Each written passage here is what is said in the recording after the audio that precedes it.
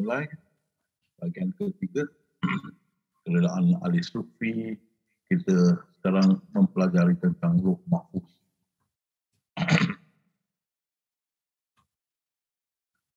Jadi bila Allah berfirman kun, sedikit diri dia berwajah. Sedikit diri dia berwajah, yang sedikit itu yang halus lah. Halus lah. Sedikit diri dia yang berwajah, itu wajah yang halus lah.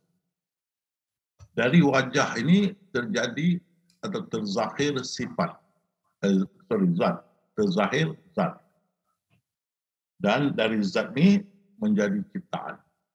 Jadi daripada yang maha halus terjadi zat, dan daripada zat terjadi ciptaan.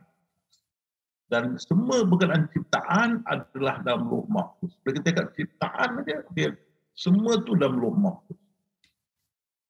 Dia kira ciptaan, semua ciptaan dalam Lauh Mahfuz. Kat luar Lauh Mahfuz, itu Lauh Mampus.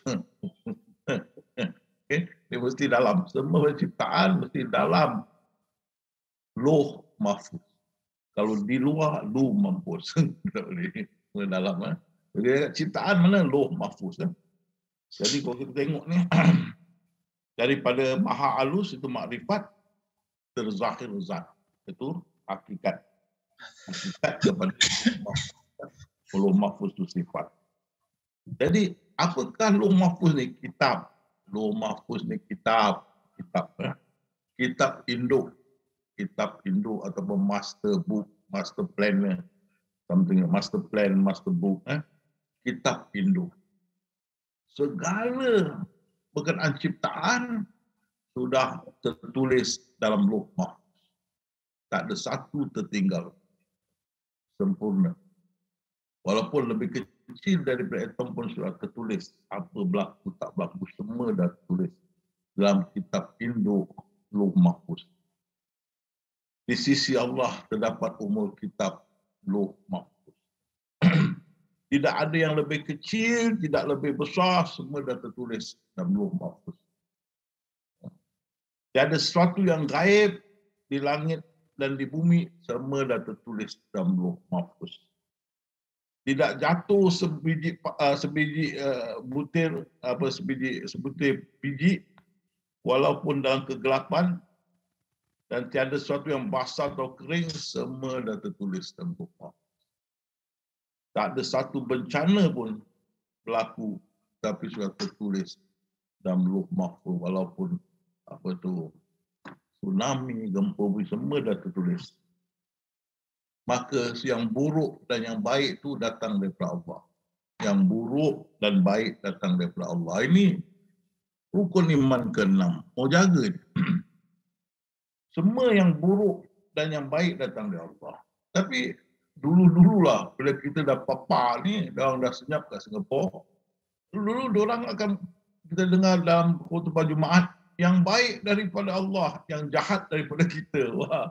Jadi mu'alaf datang jumpa saya, Ustaz, saya bingung Ustaz. Kenapa? Saya belajar baik dan jahat daripada Allah. Tapi ini khutbah, ini imam cakap baik daripada Allah, jahat daripada kita. Macam mana Ustaz? Itu rukun iman ke-7. Mana ada baik daripada kita, jahat daripada kita, jahat baik daripada Allah? Mana ada? Baik dan jahat daripada Allah. Mesti mau fahamkan. Berarti apa yang buruk kita dapat pun daripada Allah. Atau yang jahat daripada Allah. Yang baik pun daripada Allah. Dan dia berfirman, aku mengilhamkan kefasikan dan ketakwaan. Fasik, orang tu jadi fasik pun datang daripada Allah. Orang tu jadi ulama datang daripada Allah. Orang tu jadi padri Kristian datang daripada Allah. Yang fasik dan yang takwa. Daripada Allah, aku yang mengilhamkan. Yang buruk, yang baik daripada aku. Dia mengaku, Allah mengaku. Dia buat yang buruk. Dia buat orang fasik. Dia mengaku. Itu pasal rukun iman ke-6. Baik dan jahat daripada Allah. Kalau yang jahat tu daripada yang lain, berarti ada Tuhan lain. Tuhan jahat. Ada Tuhan jahat, ada Tuhan baik. Dan Jadi orang-orang yang jahat tak nak Tuhan baik, kita nak Tuhan jahat, kita nak perang dengan Tuhan baik. Dia pening kepala. Tak ada. Rukun iman ke-6, baik dan jahat kepada Allah. Dan dia mengilhamkan kefasikan dan ketakwaan. Ingat ni. Dan kalau kita tidak pegang pada rukun iman, maka kita belum beriman. Justru itu kalau kita nafkah emas segunung Uhud pun Allah tak beri. Kita mau pegang pada yang baik dan jahat datang daripada Allah SWT. Dan kitab dia sempurna. Berarti apa yang baik yang akan berlaku dah tertulis. Apa yang tak baik akan berlaku dah tertulis. Semua dah tertulis. Tak ada satu pun Allah alpakan. Bila tertulis, bila dia firman kun. Bila firman kun dah tertulis semua perkara. Misal kata, saya nak korek hidung saya sekarang. Korek hidung saya.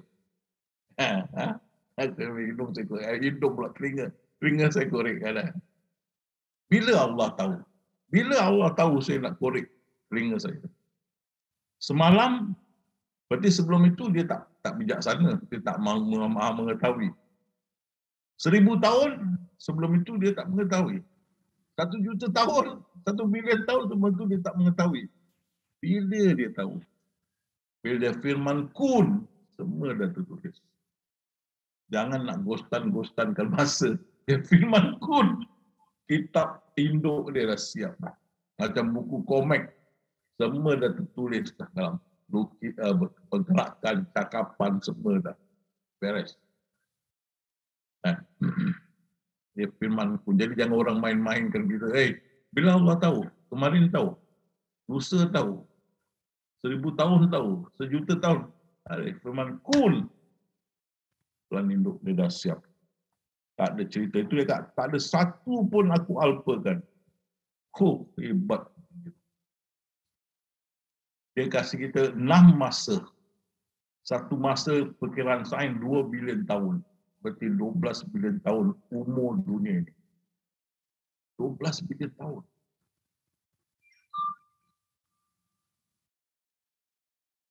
Dan pelan induk 12 bilion tahun itu dah siap sedia. Ini yang hebat. Tak ada satu pun dia lupakan. Macam mana kita tahu sudah 12 tahun plan induk ini dah siap sedia? Pasal Rasulullah pergi Mi'raj, dia lihat ahli syurga, ahli neraka. Mana ada syurga lagi, neraka lagi. Belum ada kiamat. Belum ada hari kebangkitan. Belum ada hari hisab. Macam mana Rasulullah melihat orang dalam neraka dan syurga? Gambaran. Allah nak menunjukkan dia plan induk tu 6 masa.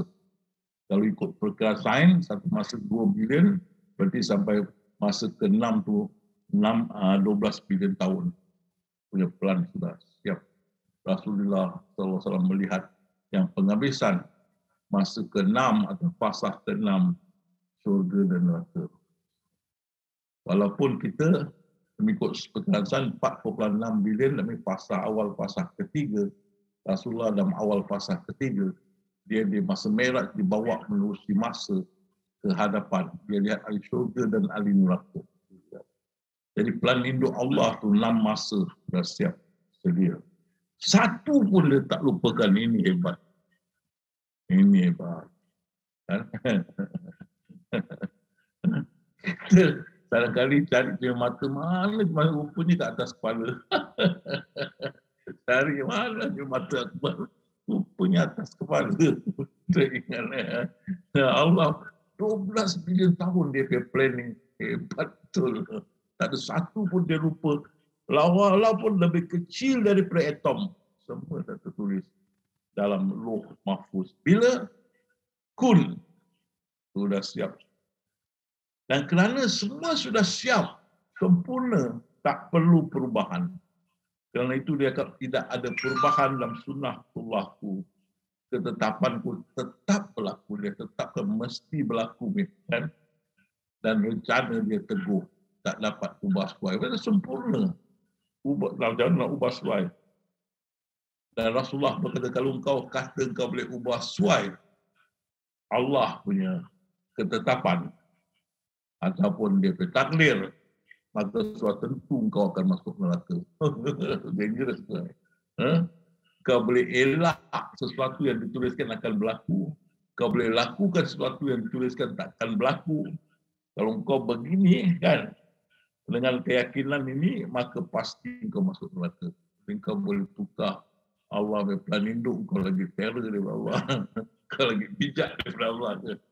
Habis.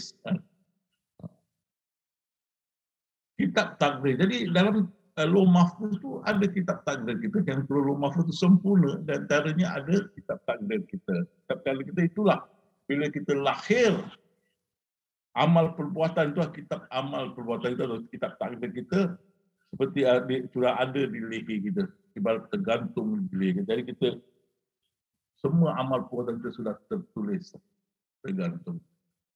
Ini yang saya ada skrip. Tengok saya tunjuk awak macam mana amal perbuatan itu suatu. Bila kita lahir sudah ada, saya tunjuk awak. Taruh Rosnani. Rosnani lahir ada apa tu? Malaikat dia, Ros, kau nak jadi lelaki ke perempuan? Ada? Tak ada. Ada. Atau Azni. Malaikat dia tanya, Azni nak jadi lelaki ke perempuan bila lahir? Tak ada. Kan? Dia dah tetapkan perempuan lah. Lelaki-lelaki. Tak boleh ubah. Sebab ditetapkan. Tak apalah, jangan apa khabar bang. Itu susah kan lah. Mak bilang satu tu nak perempuan. Lain kali berapa perempuan ke lelaki? Ni hari apa tu? Rashid ke Rashidah, Mak Milan. Rashid, alamak. Dah 12 Rashid. Aku nak Rashidah satu tak dapat kan. Yang lagi satu kan nak harapkan Mak Milan. Ni kali Saripah ke apa? Tak, Sarip. Alamak. Aku nak Saripah dapat Sarip pula kan. Lagi tu Mak Milan. Ini Saripah ke Sarip. Ini tak tahulah dia. Apa khabar bang? Itu lagi susah kan. Semua dah ditetapkan. Tak boleh lari. Kita tak ada pilihan. Syekh Abdul Qadir berkata tak ada pilihan. Kita dilahirkan perempuan, dilahirkan lelaki. Tak ada pilihan. Sampai satu jemaah perempuan berkata, kenapa Allah tak kasih saya pilihan? Saya tak nak jadi kaum perempuan tau. Pasal kaum perempuan banyak dalam neraka. Dan dia ada poin. Saya tak mau jadi orang perempuan banyak dalam neraka. Saya tak mau. Kenapa saya tidak ditanya? Bahkan masyarakat barat bertanya, kenapa Tuhan Islam jadikan aku untuk masukkan dalam neraka? Aku tak sudi dijadikan. Aku tak sudi dijadikan. Ini serius. Kita punya anak cucu akan tanya ni. Bila mereka pandai dan sampai taraf edukasi yang pelajaran yang tinggi, dia akan tanya. Dia sudah belum berfikir sambil tanya. Tapi suatu ditetapkan. Kalau lelaki-lelaki lahir lelaki, tak ada pilihan, tak ada malaikat dia. Kau nak lelaki ke perempuan? Tak ada tanya. Lahir lelaki ke perempuan. Skrip, itu skrip. Kita punya takdir skrip kita. Tak boleh lari. Dan skrip kita, kalau kita dapat keluarga ni lahir aja wan nekem mamu, wan nekem itu India. Lahir aja wes mangan, itu Jawa. Lahir aja nak kakek nak itu boyan kan. Tak ada tak ada tukar. Dia tak ada tanya malaikat, kau lahir nak jadi apa? Nak jadi orang putih ke? Orang hitam ke? Orang Cina ke? Tak ada. Lahir kat situlah. Jantina kita, bangsa, bahasa, kebudayaan, agama juga. Kebanyakan kita ikut agama nenek moyang kita. Walaupun Islam kebanyakan kita mencari. Kita lahir Islam begitu. Kristian lahir begitulah. Tak ada pilihan. dan bangsa. Kalau ini, dia keluar je. Sudah lapar. Ini orang Indonesia. Sudah lapar. Ini Singapura. Malaysia. Sudah lapar. Kalau dia buat lapar-lapar. Ini Singapura. Kelas. Bahasa kebudayaan. Tak ada pilihan. Bangsa pun tu ada ditetapkan. Tak bila. Tak ada pilihan. Kalau you ingat ada pilihan, you ingat saya geng saya, Lop, Asas Munanda, saya main geng, mana lagi geng saya? Mana kita nak tua? Kita mau 25 je, stop lah. 25 so cukup. Mana ada pilihan? Tak ada pilihan. Buka mata, tutup mata, rambut dah putih lah. Buka mata, tutup mata, anak-anak dah besar dah. Dah jadi mak-mak. Itu dah jadi datuk. Tak pernah terfikir jadi datuk kan. Kali jadi datuk pula. Sudah datang, cucu tuk. Alamak, terasa umur. Tak ada pilihan. Tak ada pilihan. Itu Syekh Abdul Kadir berkata, kau tak ada pilihan. Tak ada pilihan. Dia dah tetapkan di atas leher kita amal perbuatan kita tetap, kan? Tak ada satu dilupakan. Demi sesungguhnya kamu telah tinggal menurut terkandung dalam kitab takdir ini sampai hari kebangkitan. Sampai hari kebangkitan kita akan berlakon mengikut skrip, mengikut takdir. Lelaki sampai matilah lelaki, perempuan sampai matilah perempuan. Itu berlaku. Tak boleh lari. Apa juga ditetapkan, kita kerja ni, pekerjaan ni. Kita jadi kafir. Islam. Tak ada pilihan. Pasal yang buruk dan yang baik datang dari ingat tu rukun iman. Dan juga dia mengilhamkan kefasikan dan ketakwaan. Jadi masing-masing hidup mengikut kitab yang telah ditetapkan kepada dia. Tidak akan berubah. Kalau kitab ni berubah, berarti Allah tak pandai. Ada ubah surat. Tetap Ustaz Sunnatullah tak akan berubah. Ini yang orang Barat mengamuk. Ingat saya pun masuk arena international berhadapan dengan mereka. Dia marah. Kalau kita tidak ada pilihan, kita dilahirkan kafir, hidup kafir, mati kafir, mengikut buku yang ditetapkan, buku takdir. Kenapa kita mesti masuk neraka? Bukan pilihan kita nak jadi orang kafir. Kenapa? Wah, timbulkan. Yang itu kita punya jemaah, menyesal aku jadi perempuan lah. Kenapa tak ditanya? Perempuan banyak dalam neraka, menyesal. Marah. Apa yang nyanyi? Beginilah nasib diriku yang malang. Kenapa kau nyanyi ni? Diriku yang malang, apa nasib kau? Inilah bang, apa khabar bang? Kenapa saya jadi apa khabar bang? Malang nasib. Tak terima. Ini dia, pasal dah ditetapkan. Inilah takdir. Ini rukun iman ke-6. Tak boleh ubah. Awak jadi ustaz kena dah dituliskan. Awak jadi perompak dah dituliskan. Sebelum berlaku Allah mesti tahu dia maha bijaksana. Sebelum berlaku mesti dia izinkan. Kalau tidak kita tak pakai, dia tak berkuasa atas kita. Kalau kita boleh bypass dia, dia tak berkuasa. Setiap kita buat dia tahu, setiap kita buat dia izinkan. Setiap perbuatan kita sudah dituliskan dalam Lauh Mahfuz. Kalau tidak Lauh Mahfuz itu tak sempurna, ada yang dia lupakan. Jadi semua kita buat, sudah dia tahu, sudah dia luluskan, sudah termaktub dalam Lauh Mahfuz. Kau jadi kafir, kau jadi perompak, kau jadi penagih dadah, ataupun narkoba, kau jadi penagih arak, kau jadi pelacur, kau jadi tok imam, kau jadi ustaz, asatiza, sudah ditetapkan.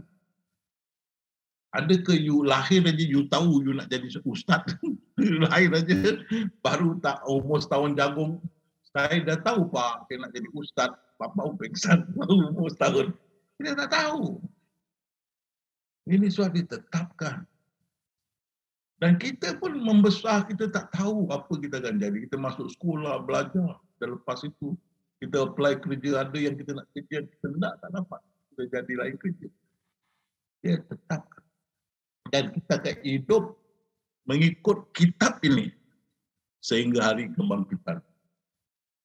Kita akan ikut. Berarti kita akan hidup sebegitulah sampai kita mati. Waktu masuk alam barzakh, bangkitkan lepas itu. Baru kitab baru keluar. Tapi itulah. Kamu tidak ada pilihan. Apa dah ditetapkan, kafir ke Islam, ke pencuri, ke ulama, sudah ditetapkan. Itu pasal Profesor Stephen Hawking cakap. Kebebasan memilih hanyalah satu khayalan.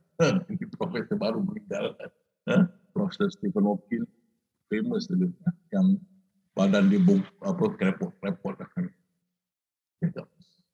Kebebasan memilih hanyalah satu khayalan. Dan ini disahkan oleh Nabi Adam alaihissalam. Disahkan dalam buah khuldi. Nabi Musa berkata, "Hai Adam, kerana engkau kita semua terkeluar daripada syurga, engkau pergi pasal pergi makan buah khuldi itu." Apa Adam dia, "Hai Musa, kau tak tahu ke? Sebelum aku makan ni, 40 tahun dah dituliskan sebelum aku diciptakan. Berarti sudah dituliskan aku akan makan. Jadi bila 40 tahun sebelum aku diciptakan. Bila aku diciptakan, apa aku ada pilihan dah ditulis. Aku makan. Tak ada pilihan.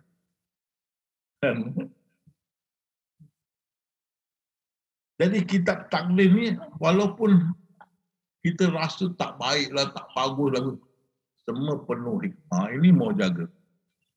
Pertama, kitab takdir ini dibuat oleh Allah Subhanahu Wa Taala. Dia maha bijaksana. Tentu takdir ini mestilah sempurna dan terbaik. Kalau kitab takdir ini tidak terbaik, dia tak boleh jadi Tuhan. Dia tidak pandai. Jadi setiap kitab takdir yang diberi pada kita terbaik. Walaupun kita tengok tak baik, tapi kebaikannya kita tidak nampak. Allah lebih mengetahui. Obat itu pahit, tapi dia menyembuhkan. Itu pahit tak nak, tapi itu menyembuhkan. Jadi kitab takdir ni, Allah berfirman, tengok. Maka adakah patut kau sangka tak ada hikmah ke dalam perbuatan aku? Allahu Akbar, jaga. Ini takdir ini cipta, disusun oleh Allah. Itu Allah. Ada kau ingat susunan aku tak ada hikmah? Jawablah. Kau lebih pandai daripada Allah. Jawab. Jadi, ini aku boleh ubah. Kau lebih pandai daripada Allah. Itu Allah tanya. Adakah aku punya ciptaan tak ada hikmah? Kau boleh ubah-ubah. Tak boleh. Itu pasal Rasulullah cakap, siapa mengatakan dia boleh ubah takdir, tentu masuk neraka. Rasulullah. Tak boleh. Kalau kau boleh ubah takdir Allah, lebih kau lebih terror daripada Allah. Kau lebih pandai. Kan? Allah tidak pandai. Kan? Itu Allah, ada kamu fikir aku buat sesuatu tak ada hikmah. Maka Allah berfirman, orang yang berfikir sebegitu, itulah orang kafir. Ingat. Kalau kamu ingat takdir Allah tu kamu boleh ubah suai tak bagus.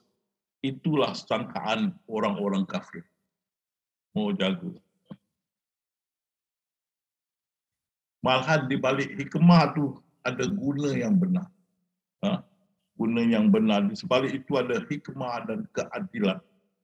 Di sebalik itu, walaupun kamu benci, malahan di sebalik itu banyak kebaikan. Macam kita tengok apa tu, lipas, cockroach ya, lipas. Dalam bahasa Indonesia saya forget, lupa apa lipas. Lipas dalam bahasa Indonesia apa ya? Tak lupa. Kecoa. Ya? Kecoak. Kecoak. Kita benci kecoak. Kecoak itu benci atau lipas itu benci. Tapi kami tahu tak itu lipas dia yang membunuh 90% bakteria yang berbahaya dekat kita punya besin pasu air, pasu mangkuk, dia bunuh. Begitu bagus. 90% dia pandangan sains. Kita benci, tapi dia membantu kita. Boleh jadi kau benci sesuatu yang macam orang tak suka isteri dia pasal dipilih oleh maknya. Kahwin tak sampai 2-3 bulan dia talak kan. Talak satu. Belakang dia kahwin dia punya girlfriend. Rupanya girlfriend dia lagi teruk. Menyesal. Lepas cerai, kembali balik. Minta isteri yang pertama tu ambil dia balik. Bersujud-sujud minta maaf. Jadi dia yang tak suka kat situ lebih baik. Kita tidak tahu. Allah saja tahu. Dan itu pasal dia menetapkan sesuatu itu tentu terbaik dan tidak akan ada perubahan. Dan kalau kita tidak terima ketetapan Allah itu, takdir yang Allah ciptakan untuk kita itu adalah terbaik, maka kita tidak akan dapat kebaikan, keadilan, ilmu dan sebagainya di sebalik perkara itu. Kita akan rugi. Allah tidak akan menolong kita selagi kita tidak berubah. Jadi bila berlaku tsunami, berlaku gempa bumi, maka ulama syariah menjerit balak dari Allah. Kerana di Aceh, orang kaum Awa mendedah-dedah aurat. Di Aceh. Turun balak. Tapi orang barat di antara saintis dia belajar. Dan dia dapat ilmu. Dan dia bikin siren tsunami. Dan Indonesia kena beli satu siren dekat $12 million. Orang barat hantar. Saintis belajar gempa bumi dapat mesin gempa bumi dah boleh ukur berapa tinggi gempa bumi itu. Mereka dapat ilmu. Bukan saja itu, saintis mereka sekarang menyatakan di sebalik tsunami itu, di sebalik gempa bumi itu ada tenaga yang kuat. Kita mesti satu hari menakluki ni tenaga supaya kita bumi ni tidak ada masalah berkenaan tenaga. Dan di dalam Al-Quran Allah sudah tuliskan, aku akan tundukkan segala yang di langit dan di bumi untukmu, kita manusia. Dan ini saintis cakap kita satu hari akan menakluki tenaga di sebalik tsunami dan gempa bumi. Tengok saintis barat. Ulama ini dosa-dosa ni balak daripada Allah. Allah menguji supaya kita belajar. Ikra. Kamu masuk sekolah kena uji kan? Periksa. Pasal apa? Supaya kamu belajar. Kalau tak ada ujian dalam periksa, kamu tak nak belajar. Jadi dia uji, itu ada ujian dalam sekolah untuk apa? Untuk ilmu. Allah menguji untuk ilmu, bukan untuk menyiksa. Jadi semua takdir itu ada hikmah. Semua takdir itu ada kebaikan dan sebagainya. Kerana ini disiapkan oleh Tuhan yang maha bijaksana. Kalau dia buat sesuatu yang tidak bijak, dia tak boleh jadi Tuhan. Dan kalau kita punya hidup, kita mau orang lakarkan, mana susunkan hidup saya. You nak pilih manusia ke you nak pilih Allah? Atau nak pilih malaikat? Siapa you pilih? Malaikat, manusia, syaitan atau Allah untuk menyusunkan hidup you? Tentu kita minta Allah. Allah maha bijaksana. Dia dah susunkan kita. Kitab takdir kita. Mengapa kita mesti bersungguh itu terbaik untuk kita? Jadi ingat itu. Siapa pelakonnya? Kita lah. Kita nampak kita tapi tengok betul-betul lah. Dia kata, akulah yang zahir, akulah yang batin. Nah, di sini. Bila saya di arena internasional, jumpa dengan ulama syariah, saya timbulkan ini.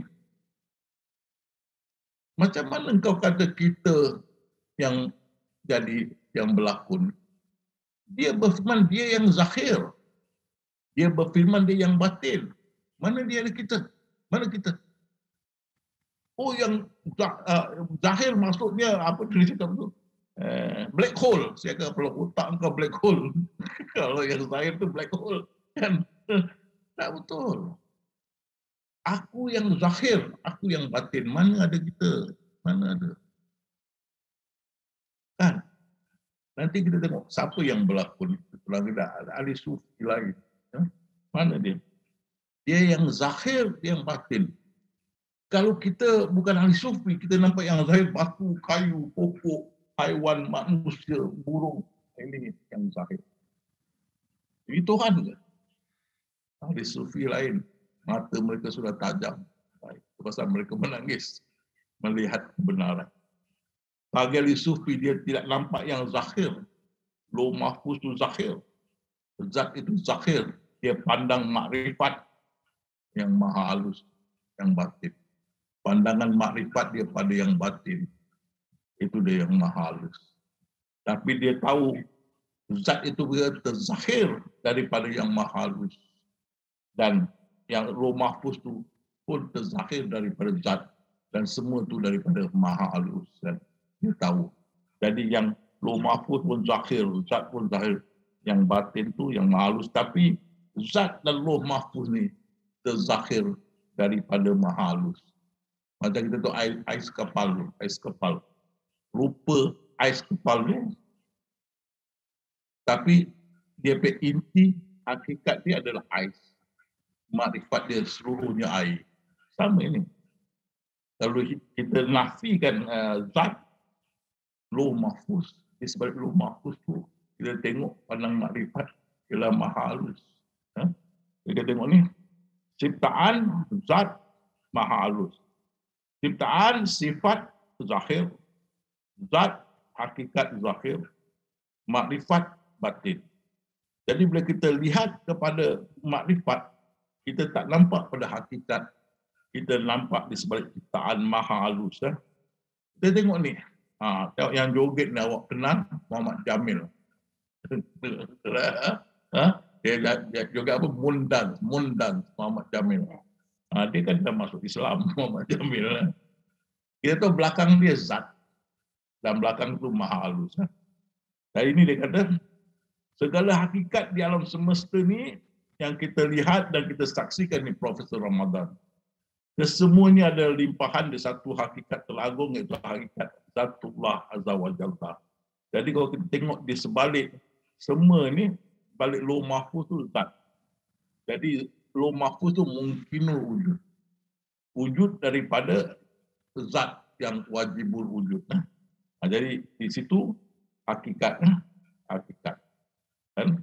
Dan kita tengok Allah berkata, kami angkut mereka dari daratan dan di lautan. Allah cakap dia. Dia tak cakap zat. Dia cakap dia, aku, kami. Itu bahasa Arab. Kalau kami itu macam polite lah. Kami mengangkut mereka di daratan. Kita naik kapal, naik taksi, kapal laut. Allah berfirman, dia yang mengangkut. Maka kita tahu macam mana dia mengangkut. Bila kita pandang hakikat, kita nampak zat.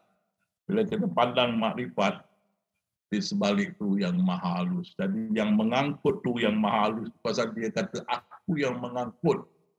Kalau kita tengok gajah mengangkut kayu dengan belalai dia. Kita tak cakap belalai yang mengangkat, gajah yang mengangkat. Itu Allah berfirman, aku yang mengangkat. Walaupun kita tahu yang maha halus, tidak bercerai yang maha halus dengan Allah Subhanahu Wa Taala. Jadi bila kita tengok Muhammad Jamil, kita pandang makrifat maha halus yang menggerakkan. Jadi di sini kita tengok wayang kulit, kita tengok layar putih dan kita tengok gambaran.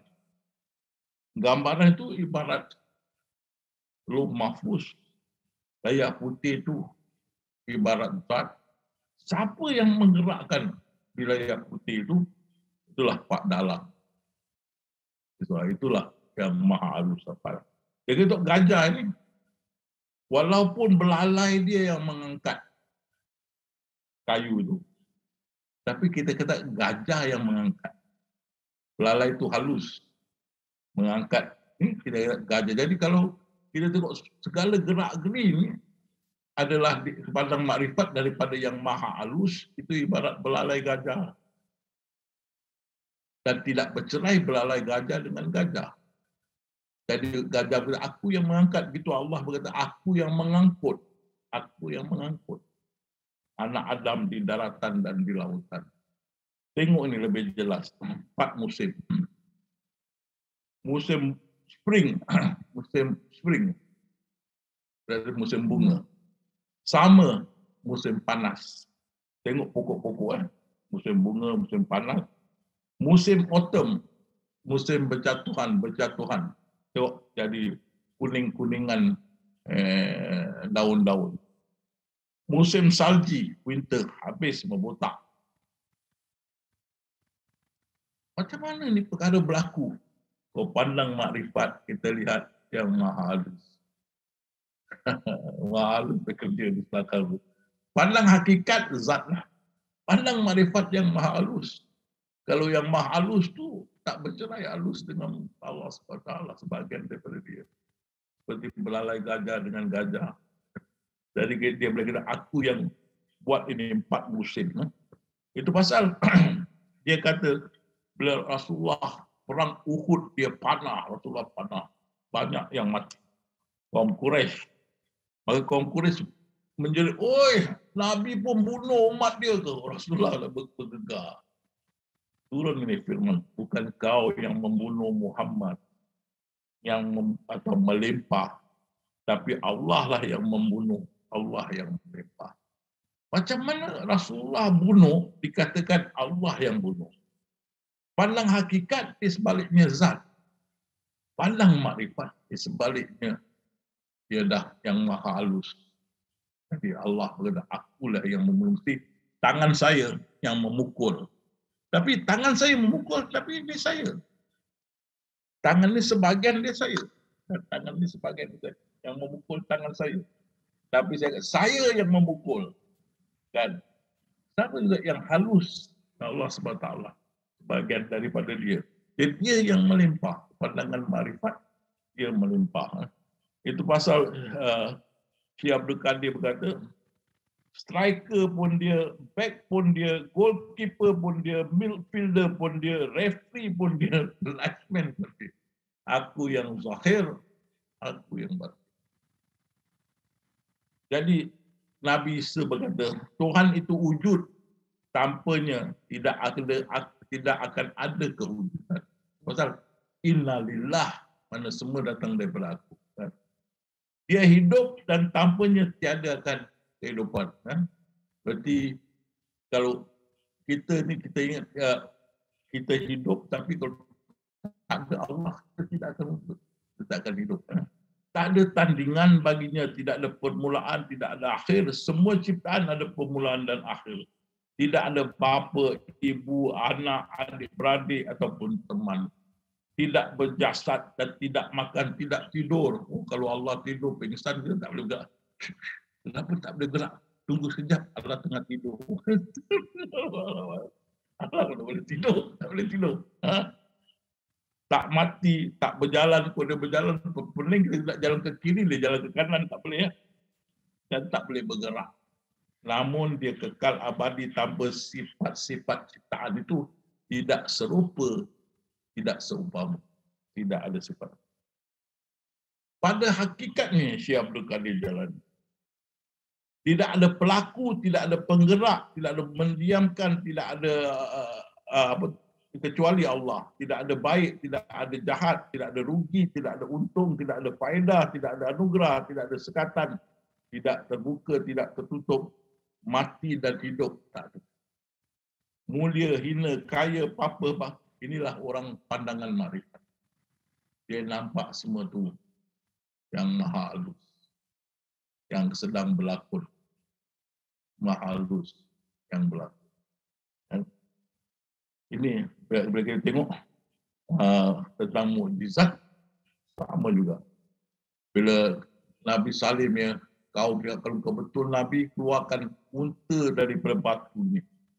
Dan batu besar keluarkan unta. Maka Nabi Salim berdoa, munajat, batu tu terpecah dua, keluarlah unta ni. Macam mana unta ni boleh keluar daripada batu di sebalik batu tu?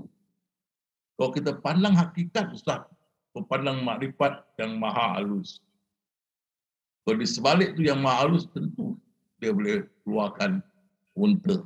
Begitu juga, bila dia jadikan kaum Yahudi, jadilah, maka jadilah mereka kera. Tengok muka Yahudi tu. Tengok kera punya muka. Kan hampir sama. Ada nampak persamaan. Hampir sama muka kan. Allah firman, jadilah kamu kera. Maka macam mana Yahudi itu jadi kera? Kerana di sebalik itu oleh pandangan makrifat, ada yang maha halus. Tak ada problem. Dan Nabi Musa belah lautan. Bagaimana terbelah lautannya? Di sebalik lautan itu. Kalau you pandang hakikat, zat.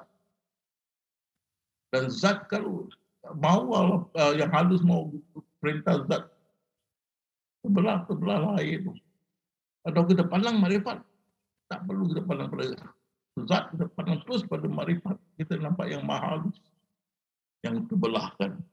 Jadi itu yang Allah kata, apa tu? Terbelahlah laut itu kan. Itu dia berkendak begitu, tak ada problem. Kalau kamu berada di rumah pun sekalipun, kalau ditakdirkan kamu akan mati di tempat lain, kamu akan pergi. Tak boleh lari. Jadi itulah kita tengok tadi tentang apa tu? Pelakonnya adalah dia sendiri yang maha halus. Dialah pelakonnya. Dan kita seterusnya kita dah faham pelakonnya yang maha halus. Kita tengok belakang sambungannya. Siapa directornya? Tentu dia. Tak ada yang wujud. Dia yang zahir, dia yang batin. Yang pelakon pun diri dia sendiri yang maha halus. Gajah menggoyangkan ekornya. Ekor bergoyang kerana ekor nak goyang. Ekor bergoyang kerana gajah goyangkan. Jadi siapa director tu? Allah sendiri. Kita tengok di sini. Lauh mahfuz tu terzahir daripada zat terzahir dari maha halus. Dia yang batin pada semua tu. Jadi kita tengok air, hujan turun, tumbuhlah tumbuhan. Kita tengok tanaman, buah-buahan tumbuh. Dialah yang menurunkan air hujan dari langit. Dia, Allah. Macam mana dia turunkan air hujan dari langit? Kita makrifat, kita pandang di sebalik awan tu semua yang maha halus. Jadi dia air turun kerana maha halus mau begitu. Dan bagaimana ini boleh tumbuh buah-buahan? Dia juga sebaliknya yang maha halus. Itu siaga tak ada untung, tak ada rugi, tak ada mati, tak ada hidup. Di sebaliknya maha halus. Dia yang berlakon. Di sebalik buah-buahan ni pun yang maha halus. Lalu kami tumbuhkan dengan air itu, segala itu. Dia. Jadi di sebalik semua ini, kita pandang ada yang maha halus, tak ada yang dia tak boleh buat. Maha halus tu meliputi semua. Kan? Tapi semua mengikut kehendak dia. Jadi semua bergantung kepada Allah. Pasal maha halus tu sebagian daripada dia. Bergantung pada dia, berlalai gajah dengan gajah. Dan itu dia sibuk dalam pengurusan. Selalu sibuk. Pasal bila kita gerakkan tangan di sebalik pandangan makrifat itu, itulah yang maha halus gerakkan. Bila kita mendengar, itulah yang maha halus mau kita mendengar, mengawasi. Halus. Semua itu di sebalik. Jadi dia dalam kesibukan. Dan tentunya seluruh tu di tangan Tuhan. Semua tu pekerjaan di tangan Tuhan. Tidakkah kamu memahaminya? Allah menentukan kadar dan masa berlaku sesuatu. Sudah dia tentukan. Dialah menciptakan tiap-tiap sesuatu lalu menentukan keadaan makhluk. Makhluk itu dengan pengetahuan, ketentuan, takdir yang sempurna. Sempurna takdir. Sesungguhnya kami menciptakan tiap-tiap sesuatu menurut takdir yang telah ditentukan. Untuk tiap-tiap berita ada waktu terjadinya dan kelak kamu akan mengetahui. Semua itu Syekh Abdul Qadir berkata terletak di tangan Allah semata-mata. Daripada itu datangnya buruk dan baik. Buruk dan baik daripada dia.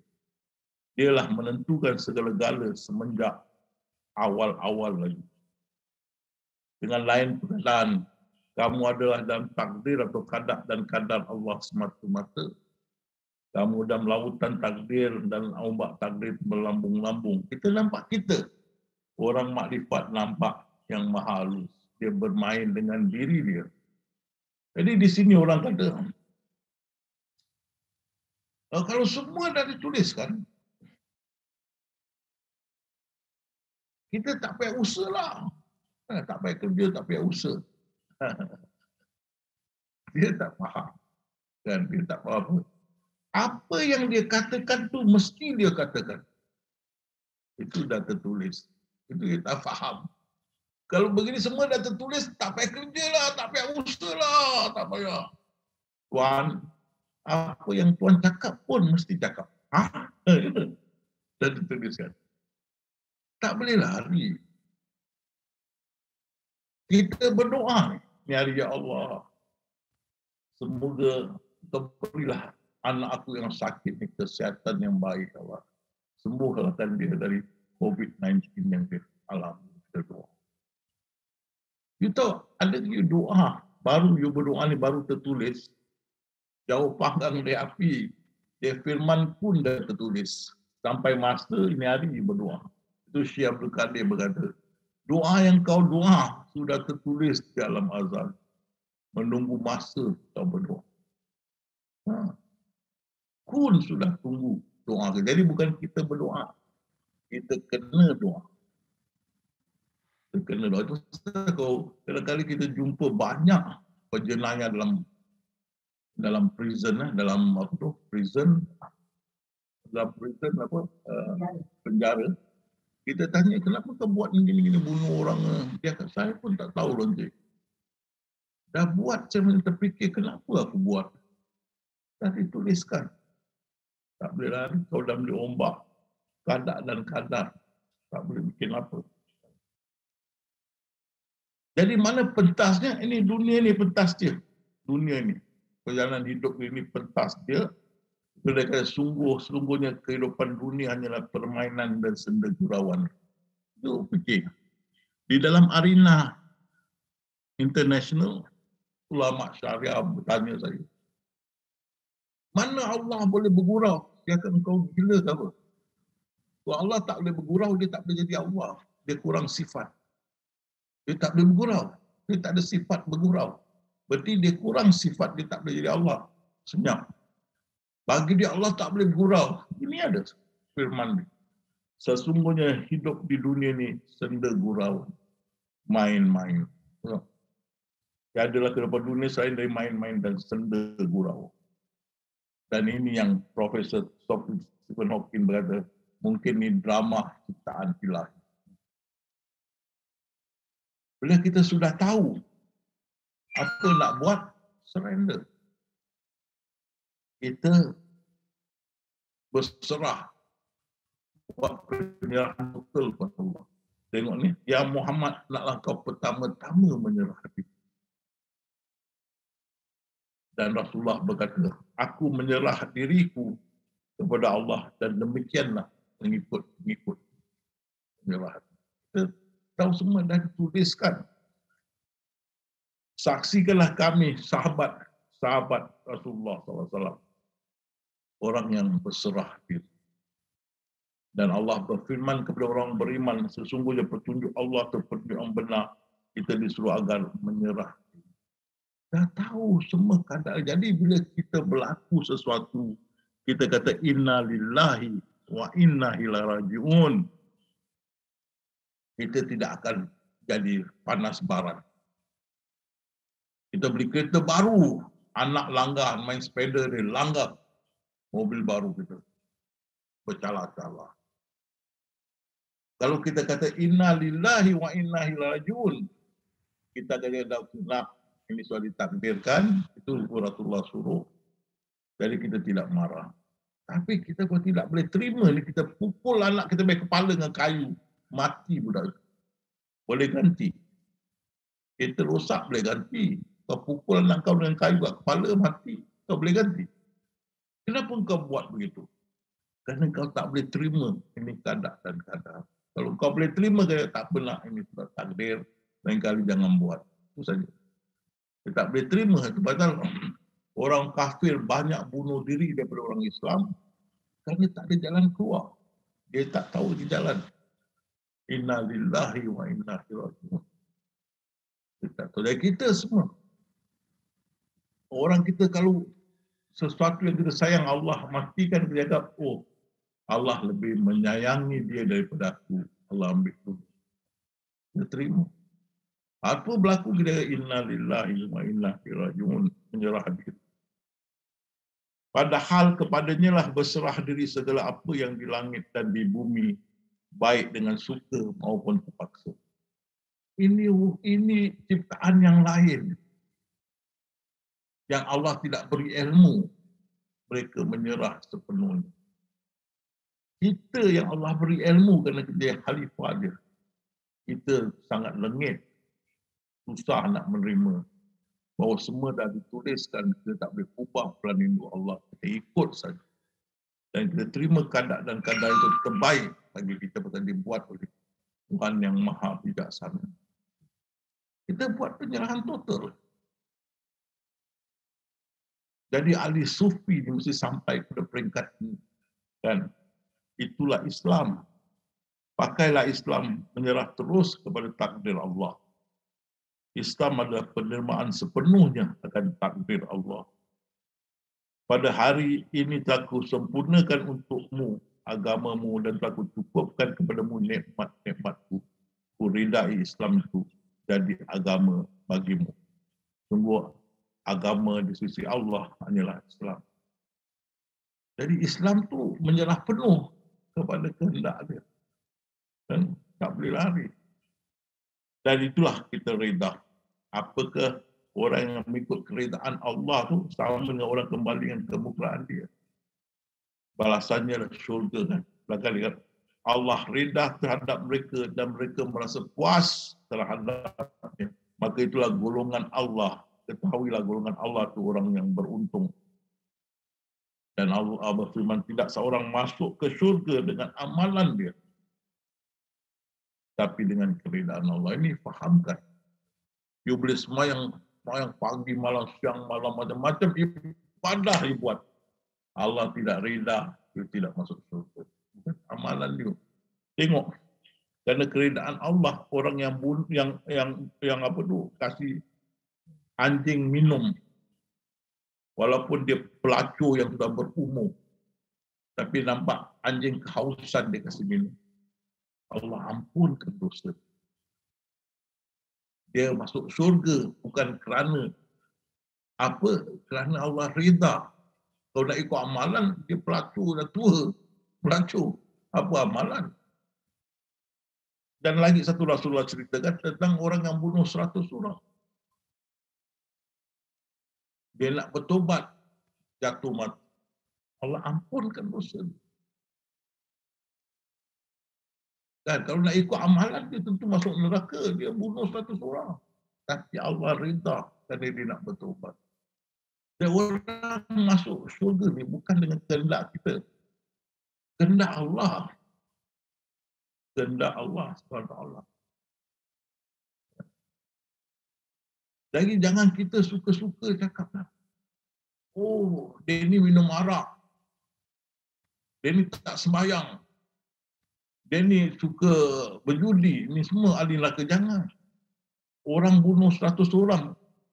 Lagi jahat daripada orang yang berjudi. Allah ampunkan dosa dia masuk surga.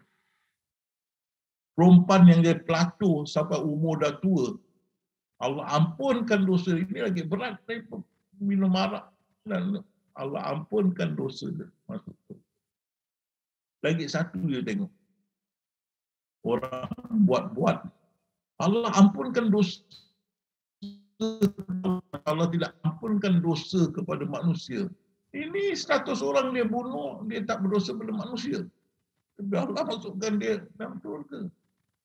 Jadi cerita buat rekaan-rekaan macam itu tidak bagus.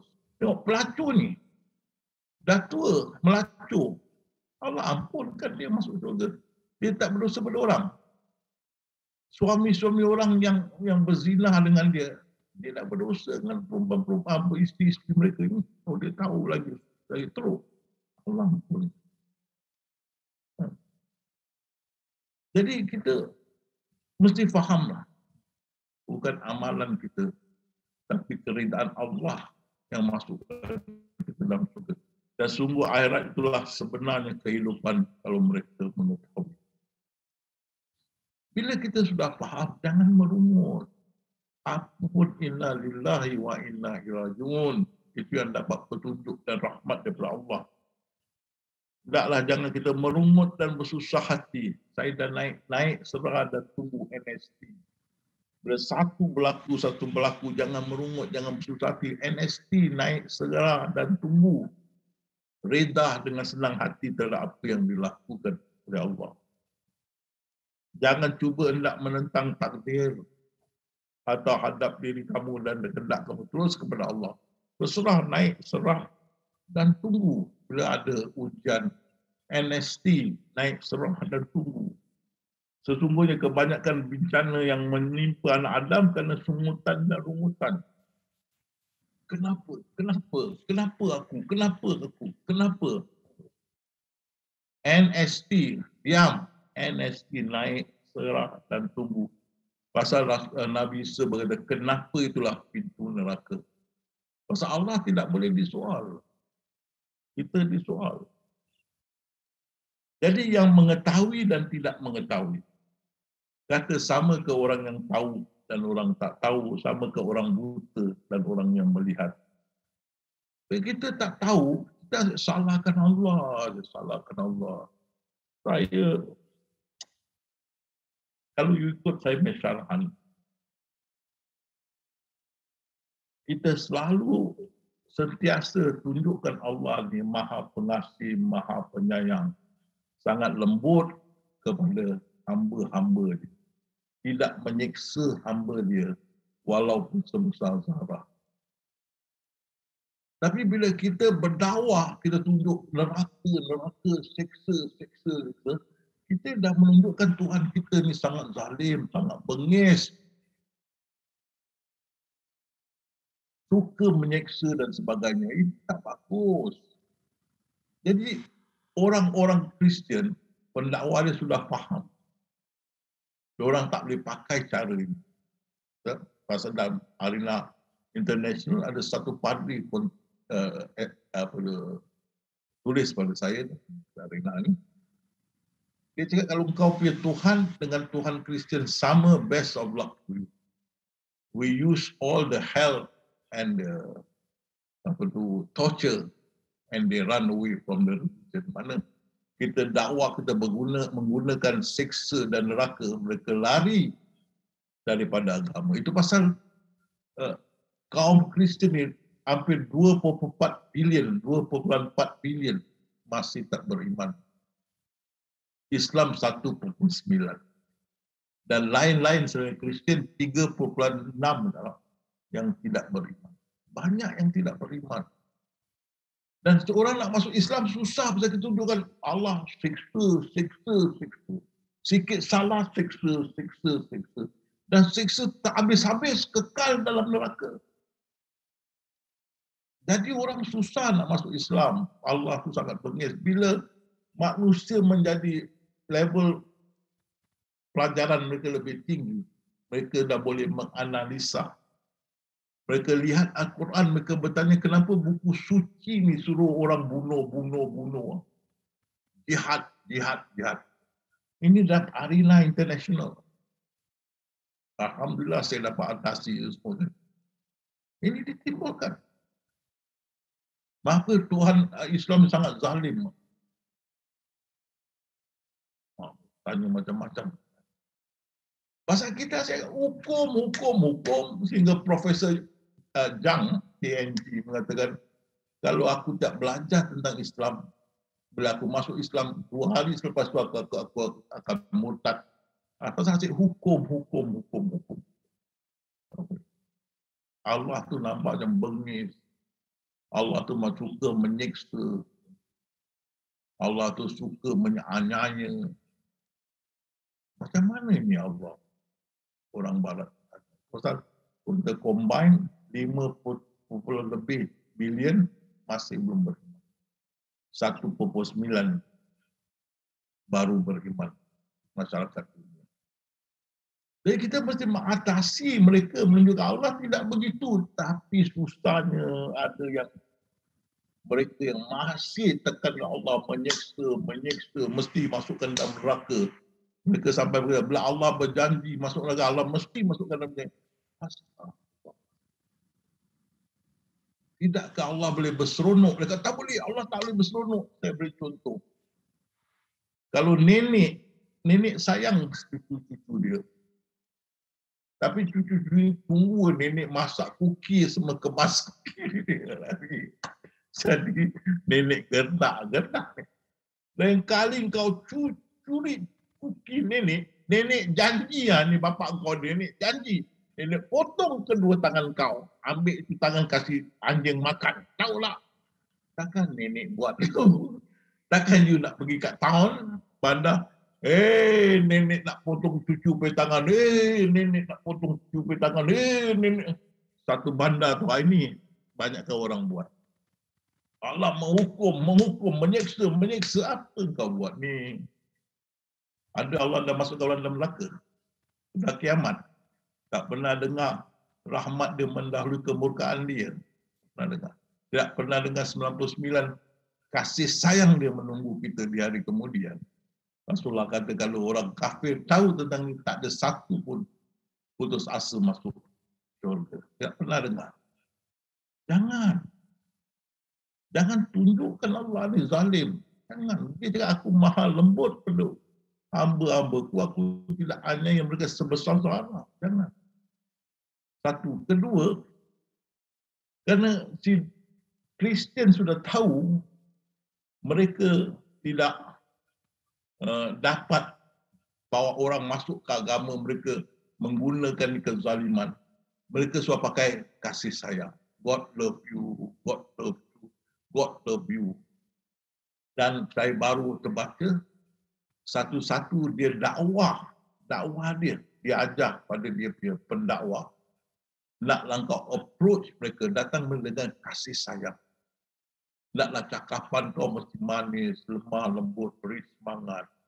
Kalau perlu wang, kasih wang dan sebagainya. Hari dengan kasih sayang. Dia ubah dia punya strategi. Tak ada macam kita mesti hukum, seksa. Angkat semayang tak betul, neraka. Takbir tak betul, seksa. Sikit salah, seksa. Apa story ni kan? Allah kerja lain tak ada, pegang cabuk, kan? Mesti ubah. Allah sedih berfirman, aku maha lembut kepada hamba-hambaku. Tidak aku seksa mereka walaupun seharap besar. Kita mesti ubah. Jadi saya tanya di Arena International, tunjuk aku ada orang dalam neraka sekarang. Ada.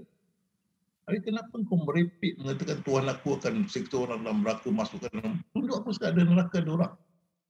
Tak ada kan? Dia gertak saja. Firman dia ada. Begitu aku menakutkan mereka. Supaya mereka balik ke pangkal jalan. Ada firman dia. Aku menakutkan mereka. Supaya balik ke pangkal jalan. Seperti nenek berkata, aku janji aku potong tangan kau. Kasih anjing makan. Cucu-cucu. Engkau tak dengar apa aku cakap. Nenek kata, ugutan. Tapi itu. Dan kerana itu orang benci dengan Allah. Dan kecelakaan kemurkaanlah bagimu disebabkan kamu mensifati Allah dengan sifat yang tidak layak. Astagfirullah. Dan salah kita. Jangan kita tunjuk ke Allah yang suka menyiksa. Jangan. Maha suci Allah, maha tinggi sifat-sifat yang mereka berikan.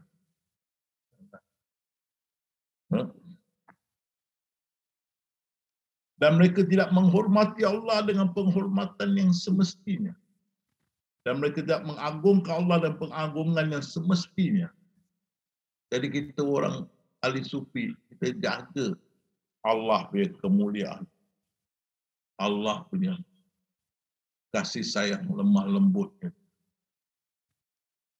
Saya minta kalian yang ahli sufi, jangan sekali-sekali berganjak dia pegang Tuhan aku maha pengasih, maha penyayang. Pegang.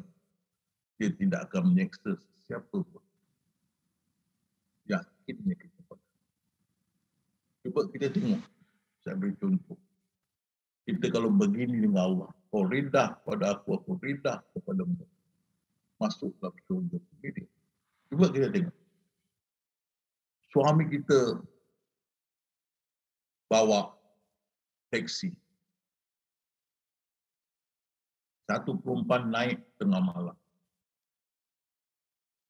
Tempat dia jauh. Dah sampai dia mau kasih diri dia pada suami dia. Buatlah apa kau suka. Aku tak ada duit nak bayar kau taksi. Suami kita tak mau.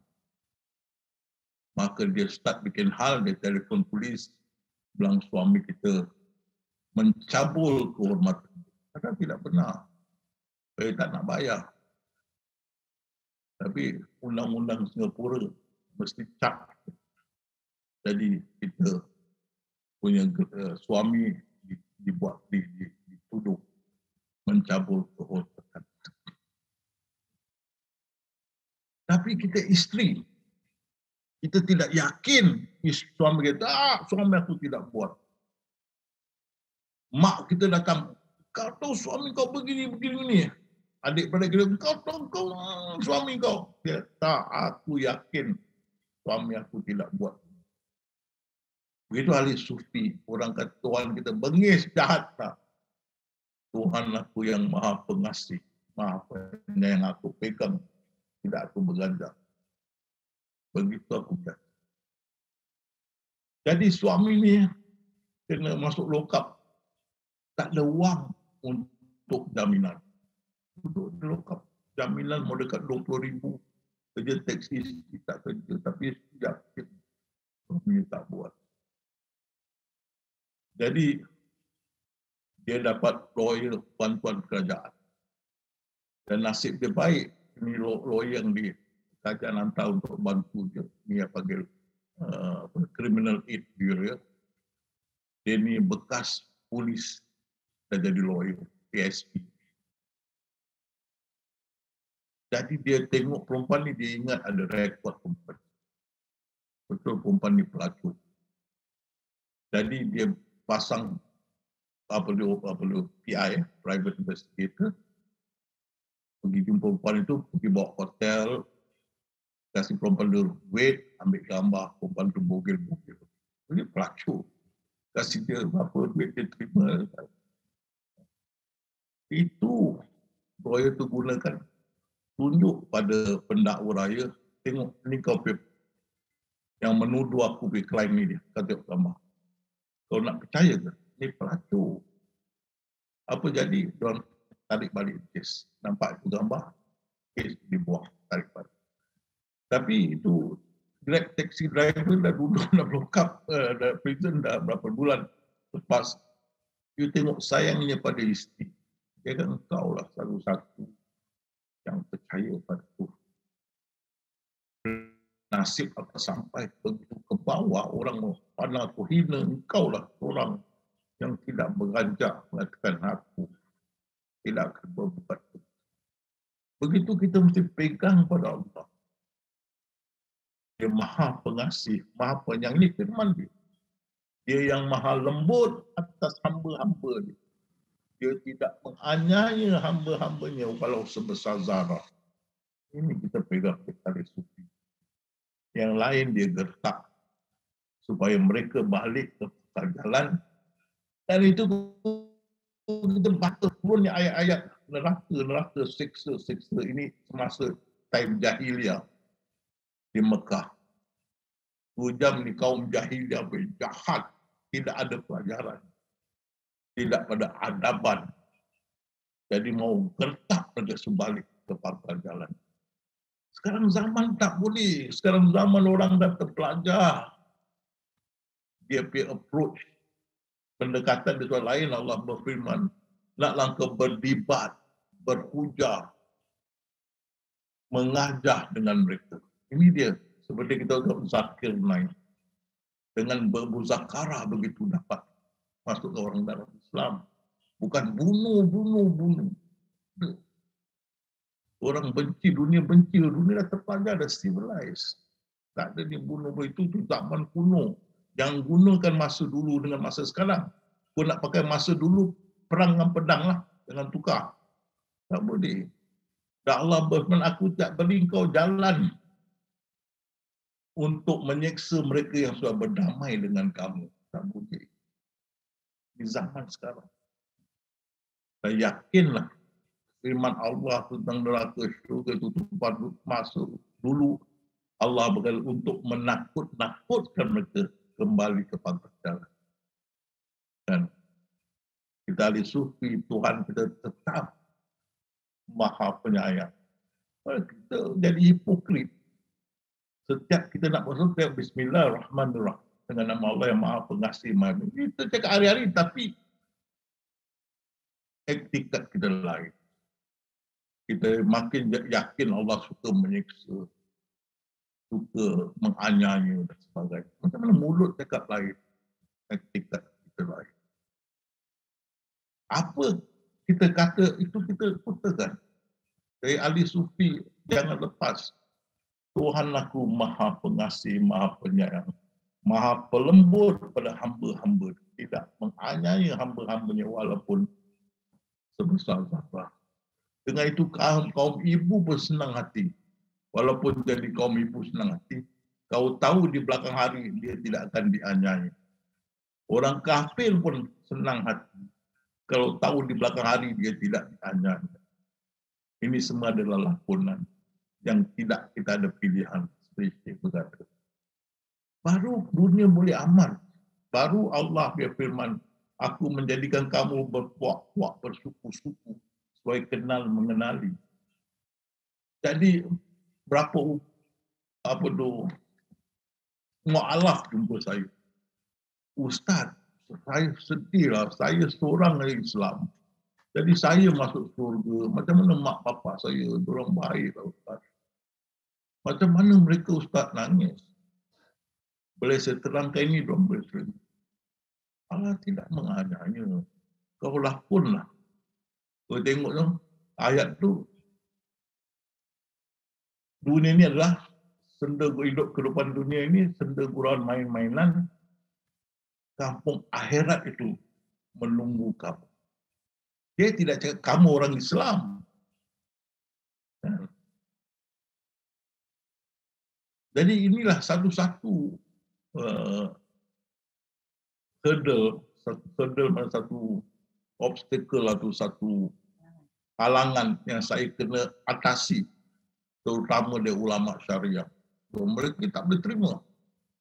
Di arena international dia kata, tak, Allah dah janji mesti mereka masuk neraka, mesti masuk neraka. Saya cakap Allah tak boleh berseluruh ke? Allah tak boleh berseluruh sampai ke kepala otak engkau, tak boleh seluruh. Allah dah kurang sifat, aku tak boleh berseluruh. Kan? Saya tak betul. Dia profil Allah, dia kontrol Allah, dia mau Allah ikut dia bicara. Jangan Allah kau masuk ke orang mabuk, orang minum arak dalam syurga, ada masalah dengan kau. Dia diam. Ada masalah dengan kau. Sekarang pun, dia kasih rezeki, matahari, hujan pada orang kafir. Ada masalah dengan kau. Itu pasal Rasulullah berkata, aku dah berusaha berdakwah begini ya Allah. Kenapa umat aku masih ada yang belum beriman? Apa Allah berkata? Jangan kau jadi orang yang jahil. Kalau aku mau semua tu Islam aku boleh. Jangan kamu jadi orang yang jahil. Berarti ini kehendak Allah. Dia mau begini. Ada masalah. Ada masalah kau. Jadi saya suka satu jemaah di Indonesia berkata, Ustaz, saya tak ada masalah. Semua masuk syurga pun saya tak ada masalah. Bagus. Surah dengan Allah. Jangan kita memutuskan kalau Allah berfirman, bagaimana kau memikirkan, bagaimana kau menetapkan, celakalah kamu. Jadi jangan menghukum. Kita boleh kata, air dalam cawan itu separuh kosong atau separuh penuh. Tengok approach kita. Orang buat ni salah, oh ini salah, neraka dah, jangan. Ini tersilap kau ni. Itu terpulanglah bagi Allah. Dia nak mengampun ke, tak terpulang. Kita jangan menghukum. Dakwah mesti tukar. Balikkan pada Allah. Dan kita yakin dia maha pengasih, maha penyayang. Balikkan pada Allah. Ini asyik, istinjak tak betul neraka. Sedikit neraka kan. Jadi orang benci pada Islam, bukan kerana Islam, kerana Tuhan Islam yang zalim. Jadi agama Islam itu jadi agama yang menakutkan, Islamofobia sampai sekarang. Jadi kita mau bagi kaum sufi, saya harap peganglah Allah tu maha pengasih, maha penyayang. Setiap kali kita Bismillahirrahmanirrahim, dia maha pelembut pada hamba-hambanya. Dan dia tidak menganiaya hambanya walau sebesar zarah. Itu firman dia. Pegang ni. Kalau kamu kata dia zalim, dan dimasukkan orang dalam neraka. Sudah ada yaumul hisab. Belum ada kiamat pun. Jangan. Tengok kekecewaan dakwah Kristian. Pakai syurga neraka, dia di Injil. Kecewa, banyak lari daripada agama. Sehingga ada church-church menutup jual. Orang tak boleh tahan boleh gunakan ni. Sekarang tukar pada God love you. Sampai ada gambar Kristian, Jesus kat belakang. Kaum Pondan. Pondan dalam bahasa Indonesia apa ya? Tengah bercium. Banci. Tengah bercium. Dan Jesus kat belakang, God love you. Sampai begitu dakwah mereka. Jadi kita Islam mau jaga. Kalau kita buat Allah tu zalim, maka orang tidak akan menghormati Tuhan yang zalim lagi pada masa-masa ini. Okay. Maka bila kita dah faham yang zahir, yang batin dia, yang berlakon adalah yang maha halus, dia juga. Maka Syekh Abdul Qadir bila mereka ini tahu bahawa keselamatan terletak dalam diam, dapat hal, ingat pada dia. Jangan banyak cakap. Sesungguhnya khidmat pada Allah itu 10, 9 dalam diam. Kamu hendaklah bersopan santun, kita tahu, diam, jangan banyak cakap. Dia bermain dengan diri dia. Ya. Bagaimana kau memikirkan, bagaimana kau menetapkan celaka. Bagaimana kau menetapkan celaka. Jangan. Kafir. Haram. Tak sah. Dia yang zahir, dia yang batin. Mana ada kita? Dia bermain dengan diri dia yang maha halus. Kan? Itu pasal kalau ada yang wujud yang lain, ini yang Imran Hussein, Imam Imran Hussein kata, ada kewujud yang lain selain daripada Allah. Kalau ada wujud yang lain selain daripada Allah, berarti ada dua wujud, maka runtuhlah tauhid. Bagi kaum sufi, setiap masa satu wujud, kita tidak wujud. Yang zahir dia, yang batin dia, kita tidak wujud. Jadi kalau you tengok botol plastik, Botol tak wujud, yang wujud plastik.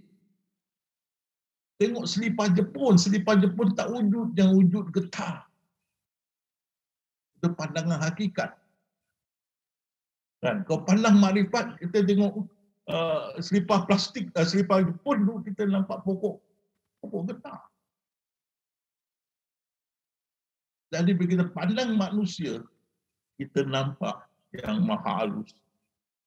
Satu kewujudan. Pasal maha halus tu tidak berpisah dengan Allah SWT. Seperti ekor gajah dengan gajah tidak berpisah. Dan satu wujud. Itu pasal Imam Ghazali. Ini Imam Ghazali berkata, orang yang mengenal diri dia dan mengenal Tuhannya, nescaya sudah pasti dia mengenal bahawa ia tiada mempunyai wujud bagi dirinya. Mereka kenal diri kau, kenal Tuhan kau, kau tidak wujud. Jadi bila kita tidak tahu, kita tidak wujud. Dia yang zahir, dia yang batin, berarti dia bermain dengan diri yang maha halus. Kita surrender lah. Ya Muhammad nak langkah pertama-tama menjelaskan, kita surrender. Dan kita hidup macam biasa lah. Pasal Rasulullah beritahu, kalau semua dah ditetapkan kita berpeluk tubuh saya Rasulullah, jangan. Hidup macam biasa. Jangan begitu, beramal lah dan jangan pasrah. Hidup macam biasa. Kita tengok ni. Kerana semua perintah dia akan berjalan sendiri. Tanpa campur tangan kita. Jadi tengok kaum ibu. Kan? Kita tengok pagi yang bawah saya gambar tu dengan anak-anak you hantar pergi sekolah. Tak ada. Dengan anak-anak pagi-pagi you makan dulu. Dan makan you hantar pergi sekolah. Itu you seberang jalan. Tu you ambil budak hantar pergi sekolah, belakang you pergi supermarket shopping. Nak beli barang-barang, belakang tu you ambil anak dari sekolah. Dan dia pagi makan, lepas itu you hantar pergi sekolah, lepas tu you pergi supermarket, beli barang, belakang tu you balik, bawa anak-anak balik. Kan? Bila petang, you tengok kembali urusan you. Inilah sudah ditetapkan di Lauh Mahfuz. You mesti buat. Hidup macam biasa. Dan sama juga, you fikir dapat idea terus business mind. Tapi bila tengok balik, you sedar ni dah tuliskan. Macam mana you dapat idea semua dah dituliskan. You sedar. Kan? Jadi kita tengok di sini, apa yang berlaku dulu, Perang Dunia Pertama, Perang Dunia Kedua, semua jadi sejarah. Begitu ini jadi sejarah, inilah rumah sejarah lama. Sejarah baru akan berlaku. Jadi apa kita buat? Ikut nasihat Pak Pandi. Ada mata tengok, ada telinga dengar, ada mulut diam. Tepuklah tangan buat tak tahu. Senyum makrifat. Kita nampak sesuatu kita senyum. Kenapa kau senyum, cik? Senyum makrifat. Pasal kita nampak yang berlakon itu adalah yang maha halus. Biar si luntai terjun dengan labu-labunya. Biarkan. Apa buat sekarang? Relax, brother. Relax. Okey, tadi saya berhenti di sini. Balik pada Bayu untuk arahan. Ya, terima kasih Ustaz. Alhamdulillah, sahabat semuanya, kita tadi sudah masuk di sesi yang ketiga. Untuk sekarang mungkin rehat sejenak Ustaz.